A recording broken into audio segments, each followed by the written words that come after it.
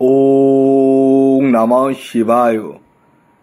ওং নমঃ শিবায়। ওং নমঃ শিবায়। বন্ধুরা, এই ভিডিওটি মিথুন রাশির জাতক ও জাতিকার জন্য, অর্থাৎ এই ভিডিওটি সকল মিথুন রাশির জাতক ও জাতিকার জন্য। কারণ এই ভিডিওতে আমি আপনাদেরকে বলবো মিথুন রাশির জাতক ও জাতিকার 4টি বিশেষ দোষের কথা, যে দোষগুলো আপনারা যদি আজ থেকে এখন থেকে যদি শুধরে নেন, তাহলে আগামী দিনে আপনাদের সফলতা নিশ্চিত রূপে আসবে এবং আপনাদের স্বপ্ন কিন্তু পূর্ণ হবেই হবে। হ্যাঁ, কি সেই দোষ তা আমি আপনাদেরকে এই ভিডিওতে জানাতে চলেছি। ভিডিও শুরু করার আগে একটি কথা প্রথমেই ক্লিয়ার করে দিই, যারা চ্যানেলে নতুন রয়েছেন তারা অবশ্যই চ্যানেলটিকে সাবস্ক্রাইব করে ফেলুন এবং পাশের বেল আইকনটিকে প্রেস করে দিন, যাতে নিত্য নতুন ভিডিওর নোটিফিকেশন আপনারা আপনাদের ফোনে পেতে পারেন। তো মিথুন রাশি জানেনই তো বুধের সেক্টর, আপনারা হচ্ছেন বুধের সেক্টরের রাশি। তো আপনাদের কি কি দোষ রয়েছে সেটাই আমি এই ভিডিওতে এক এক করে জানাবো। তো প্রথম যে দোষটির কথা বলবো, যে দোষটি আপনাদের ক্ষেত্রে কিন্তু যথেষ্ট পরিমাণে দেখতে পাওয়া যায়, সেটি হলো আপনারা দুই নৌকায় পা দিয়ে চলেন। ব্যাপারটা আমি একটু ক্লিয়ার বলে দিই।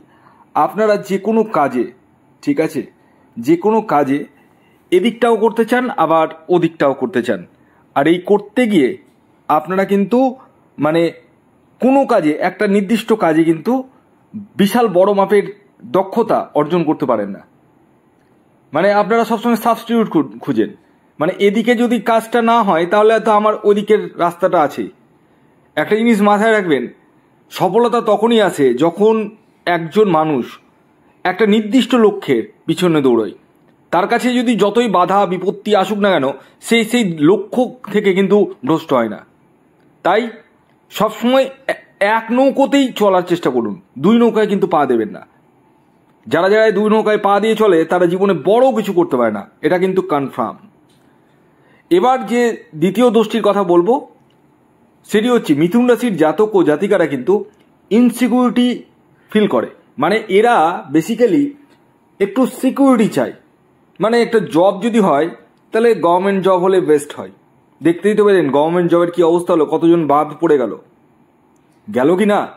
তো সিকিউরিটি এই পৃথিবীতে কোনো কিছু নেই, এটা অবশ্যই মাথায় রেখে দিন। যে কোনো কাজে আপনারা কিন্তু সিকিউরিটি চান, এই জন্য আপনারা ব্যবসা করতে কিন্তু খুব একটা আগ্রহী হতে চান না। সেই ব্যবসাই করবেন যেটাতে সিকিউরিটি রয়েছে, মার্কেট রয়েছে। হ্যাঁ, অবশ্যই সবটাই দেখতে হবে, মার্কেট রয়েছে কিনা ব্যবসার সেটা অবশ্যই দেখার ব্যাপার রয়েছে।